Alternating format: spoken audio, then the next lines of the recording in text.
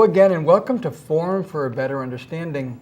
You know, some things just don't change. We had such a good week last week with these guests. We kept them in the studio.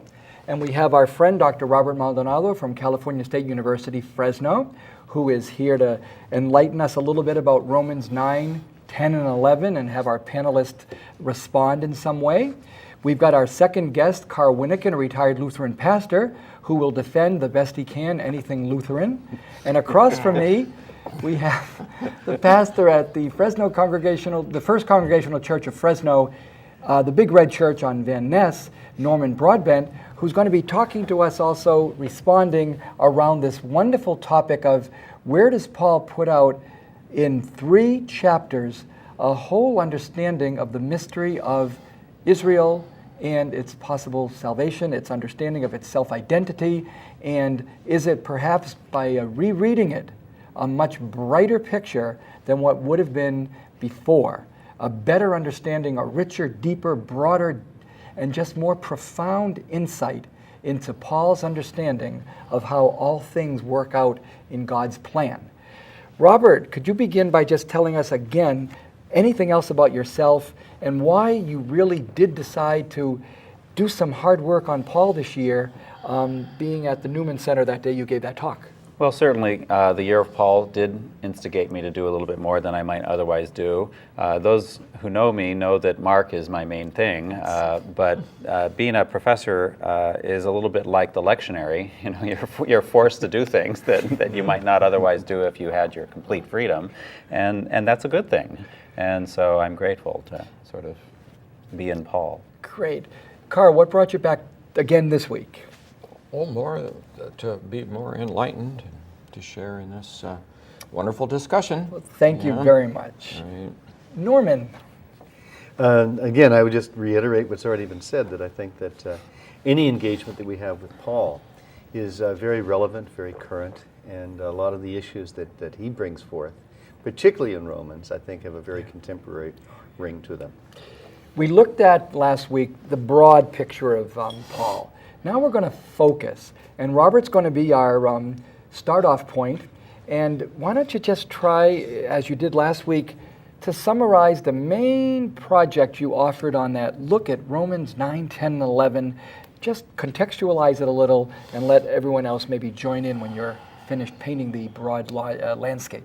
Well, Romans 9 through 11 is a text that's really a good text for the year of St. Paul, because it is a text that has largely been ignored since Paul wrote it, and which is interesting in and of itself, how 9 through 11 can simply fall out of the interpretive tradition is quite an extraordinary thing. It only becomes sort of interesting again to people, interpreters, after World War II.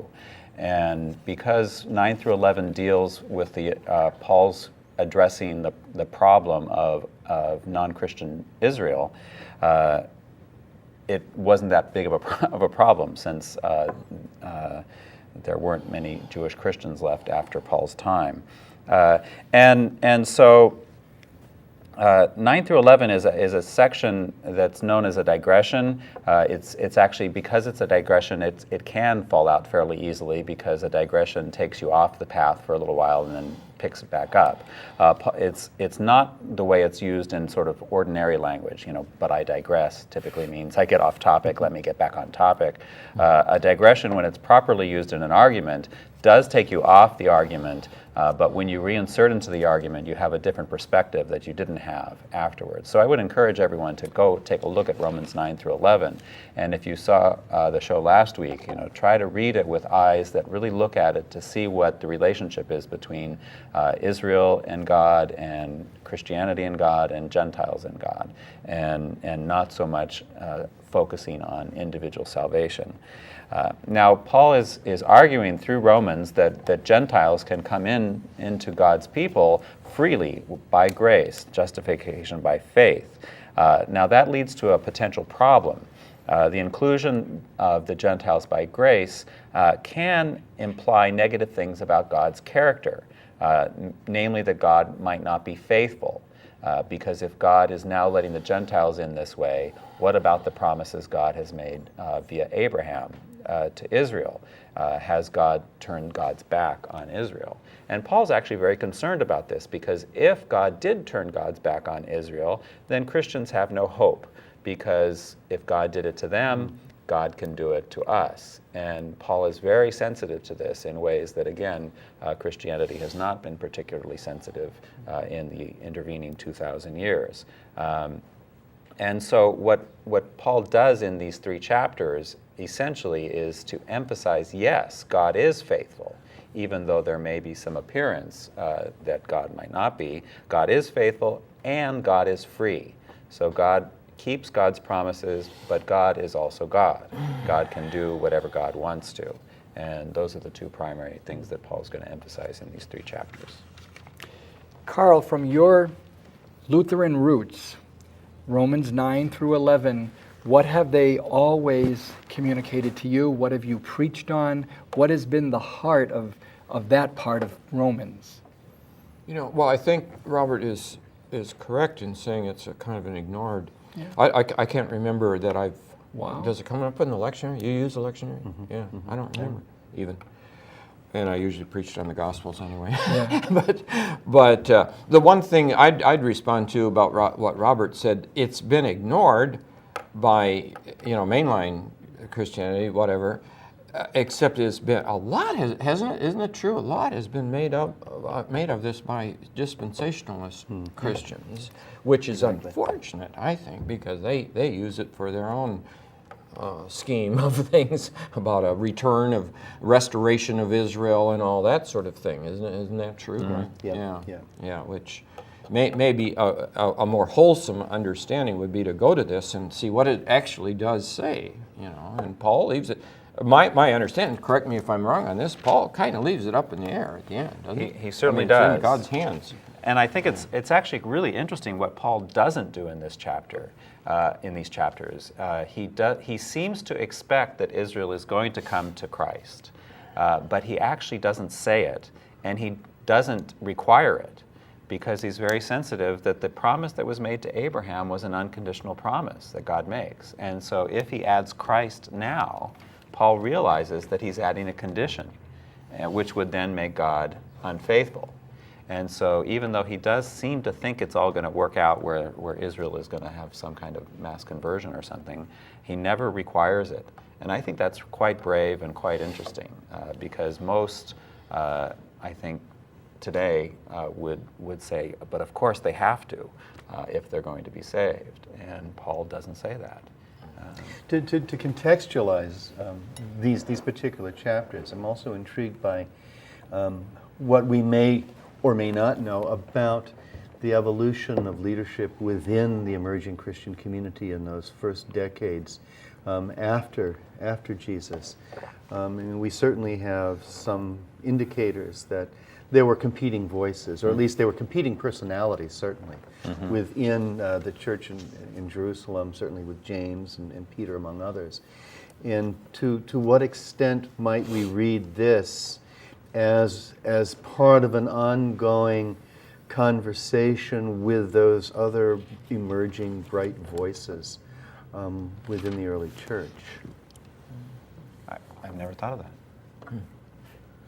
Well, isn't it true that up to Paul's lifetime, the end of his lifetime yet, the relationship between Jews and Christians, or Christians who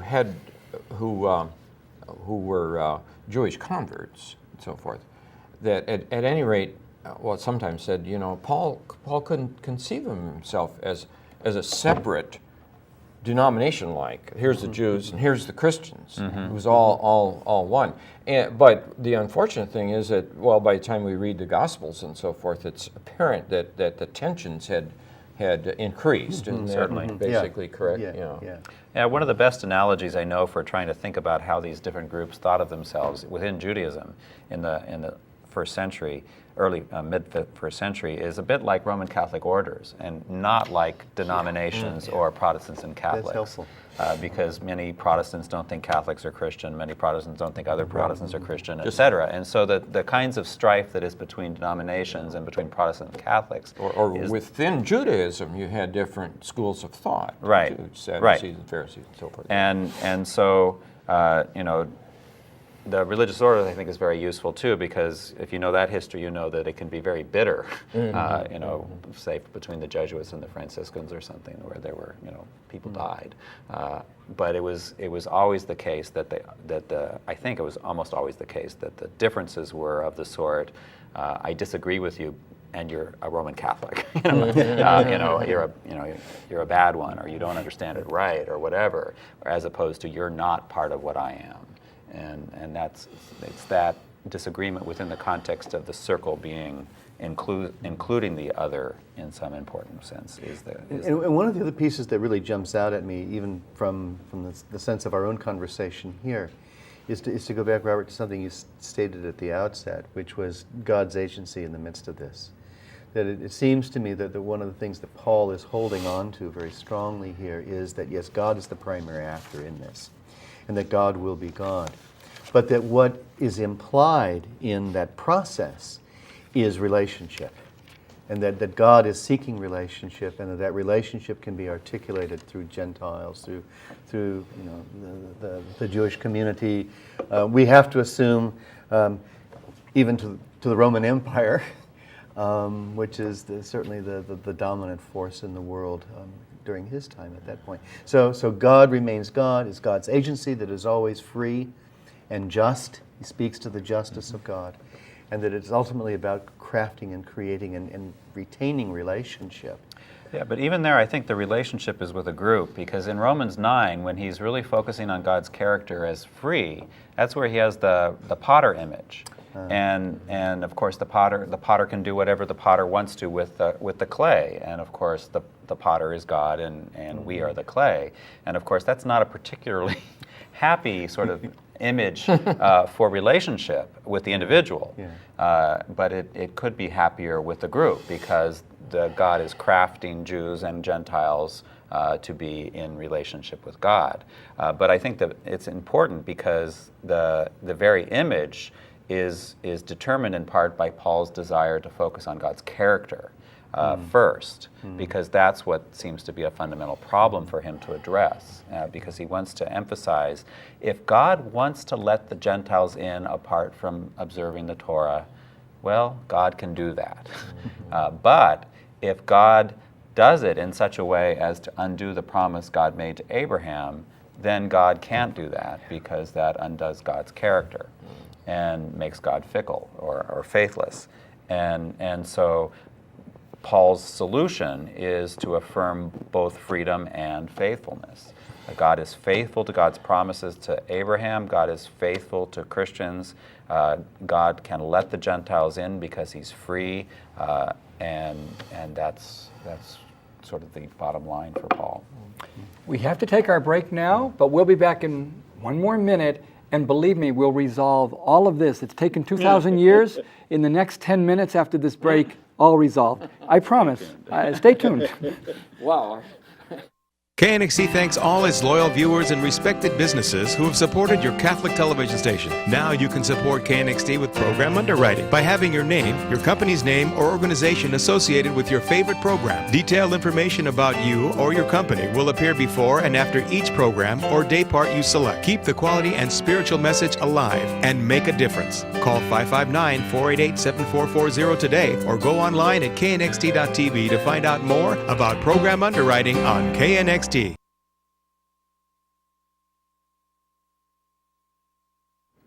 Hello again, and welcome to the second part of our program today, which is really the fourth part of 2 weeks in a row, talking about the importance of Paul as we close down the year of Paul.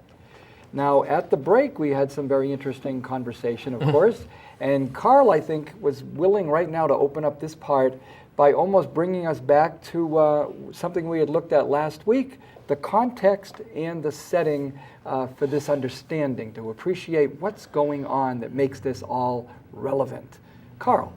Well, I was thinking about how when Bob was talking yet about how we try to fathom what's going on in the mind of God and the purposes of God and so forth, and then, well, especially at the time of the Reformation, then, while God's plan of salvation was emphasized so much for the individual to be saved, was to depend upon God so absolutely, because God does everything. by grace and so forth. Well, all along though, and what I think as a counter, not a counter to that, but it's a balance to it, is the idea that God, yes, we need to leave things in the hands of God. These chapters do, but we, in spite of that, there's some kind of human accountability and responsibility yet built into that, isn't it? We can't come along and start boasting about, and Paul talks about that again and again and again. Everything that it rules out boasting, but we are still accountable, and these chapters say that too. I was thinking about that before when it talks about how the Gentiles have been grafted into the olive tree, isn't it, or something like that, the imagery, and of course, to an extent, it kind of has lopping off the original covenant people. But he says Some of them. But he says Gentiles better not get a big head about this either, because he can just jolly well lop you off too and graft somebody else in. Okay. So anyway, that's one thought that came to my mind. Yeah, I think that the olive tree metaphor in this in chapter 11 is really important, and I encourage again everyone to go look at it more closely than we can do in this time. But again, God's character is being emphasized here.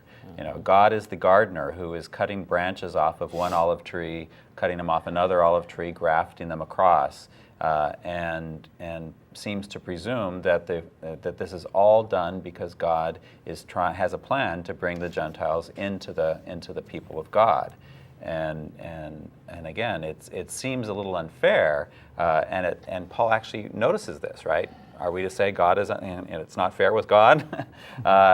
So he clearly understands some of the problems that some people think his theology must be leading to. But it's again emphasizing God's agency in relating to Jews, in relating to Gentiles, and thinking about salvation.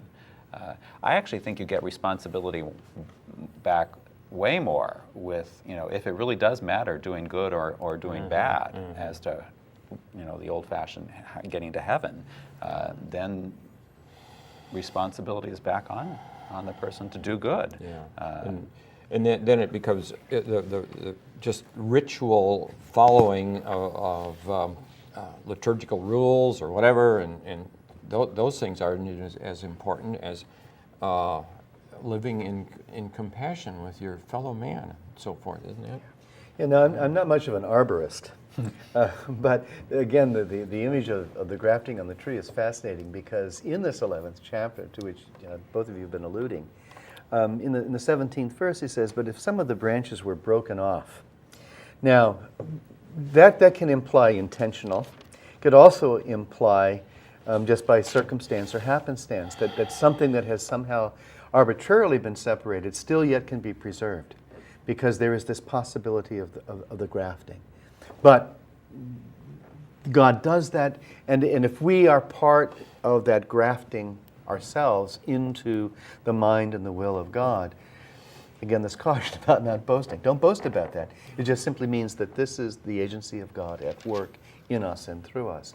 But it is an interesting use of, at least in the English, a suggestion that even those who are disenfranchised, those who are at the boundaries, those who have been broken off from the center and the core of society, still the hope is there, because of God's agency. There is this grafting that in fact can take place. And it's all by grace, because the so-called non-believing Israel are cut off, but they didn't do anything to be cut off. The ones that stayed there, like Paul, didn't do anything to merit their place.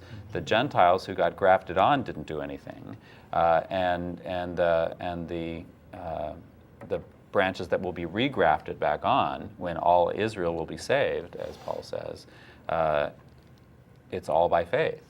And so did believing Israel, are they there by works? No, they're there by faith. Unbelieving Israel, are they not there by anything? No, they're not there, but they will be there again by faith. Gentiles that are they there by anything they merited? No, they're there by faith. So when you see Paul talking again and how the groups relate to God, it's always salvation by faith and no merited salvation. Whenever he seems to talk about individual salvation, which is not very common, he uses merit, works. You're saved by your deeds. You know, I hate to be a name dropper, but I heard a talk in 1975, actually, 10 years after the Vatican Council's decree on Nostra Aetate, on the relationship of the Catholic Church with non-Christian religions. And Mark Tannenbaum, the rabbi, gave a commentary based on the 10th anniversary, citing chapter 11 of Romans, verse 29. For the gifts and the call of God are irrevocable. And where Rabbi went, talking to a lot of Christian, it was seminarians actually that he was addressing, was reminding us how important in this chapter, we can't miss Paul's appreciation that the call and the gifts to Israel cannot be called back. And then that gives me another person who I studied under and have a book, Has God Only One Blessing? Mary Boyes wrote a book and she says no, that the blessing is not stolen from Israel and deeded to the church as if past history, been there, done that. No, it's a continual blessing. And therefore, it's great when we see enlightened people like Mark Tannenbaum, who challenged us to read this text in an enlightened way, and someone like Mary Boyes provoking Catholics and Christians to appreciate the gift of Judaism not as a foretaste, not as a stepping stone, not as a getting us to the right place. It's unto itself integral and holy and salvific. And unless we can start recovering some of that ground, that's why we have these wonderful discussions. Final thoughts, we've got a few minutes. Anybody want to help wrap up? Well, I guess just following on that, Paul seems to have a kind of understanding of a sort of provisional salvation, right, or a provisional exclusion. God excludes Israel, or a portion of Israel, in order to include the Gentiles. And then when all the Gentiles come in, then God will be again faithful, or God was always faithful. But he says right before that verse you quoted, verse 28, yes. As regard the gospel, they are enemies of God for your sake. So they've been excluded so that you may come in. But as regards election, and the tenses are important here too, they are beloved for the sake of their forefathers. And so that Paul this is sort of the paradox or irony that Norm was talking about earlier too, that he's speaking at two things at once and trying to hold up things that are very have some tension between them. But he does it in quite an extraordinary way. And I think in part it's because he's living it. He's living in a world in which what does it mean to be with these other people? And of course, for him, it's very poignant too, as a Jew. What does it mean that these other Jews do not believe the way I believe? I was talking with Norm a little before the show. We both went to the Graduate Theological Union in Berkeley, and for me, one of the things about the GTU is, you were always forced to figure out, what do I think? Who am I? Because there's this person who's a lot like me, but still really different, who's other. And I think, the GTU is a little bit like Paul's context in that sense, where, institutionally you were always forced. Nice. And after the Romans came in and destroyed Jerusalem, that dynamic changed. And as Judaism and Christianity sadly split and defined themselves over and against each other, then that sort of requirement, institutional requirement to figure out who we were in relationship to these other people who are us still, but not us, becomes just an us and them that marches along until the end of the 20th century when it gets picked up again. And that's a very contemporary issue for us in the world of politics, in the world of global relations. Even here in the United States of America, I mean, the real tensions that exist between differing perspectives, this pluralism that is oftentimes said by some with a kind of a curl of the lip, pluralism, as Paul would not have curled his lip. And I think that's that's an image that we need to retain as we go into these chapters. That his was a broad smile. The final verses in this wonderful segment that does stand by itself, Romans 9, 10, and 11, are a piece of work that can be taken out, and then you'd go 8 to you'd get back into 12. Here's how it ends. I'll just read it, and maybe there's time for someone to comment. It's the hymn at the end of this chapter. Oh, the depths of the riches and the wisdom and the knowledge of God. How unsearchable are his judgments, how inscrutable his ways. For who has known the mind of the Lord, or who has been his counselor, or who has given a gift to him that he might be repaid? For from him, and through him, and to him are all things. To him be glory forever. Amen. That's how Paul ends this wonderful detour, diversion, excursion, digression, as Robert said, but a meaningful digression. Final thought, Robert. Well, I think that's about as good as Paul gets. That and the end of 8, but is Paul doesn't end in fatalism or sort of cynicism. Paul ends in this amazing expression of praise to the inscrutability of God, and again, it's on God's character, right? That God is the one that is the agent who is doing this for humanity. I think it's extraordinary. Well, could I just point out then chapter 11 is followed by the ethical instructions in Romans, and I think the consequences of this faith in God's grace. And if it's by grace that I am what I am, then I have no reason to go around boasting or being conceited or saying, it's because of me. And that yields compassion in my life, doesn't it, for the other person? That's the only way I can really understand what I need to understand about what it's like to be the other person and to live in love. I want to thank our panel that were here for 2 weeks in a row now. Robert Maldonado, as we said, from the university, Karl Wyneken, a retired Lutheran pastor, and Norman Broadbent, the present congregational pastor. Want to thank you for being here. Hope you'll join us again next week.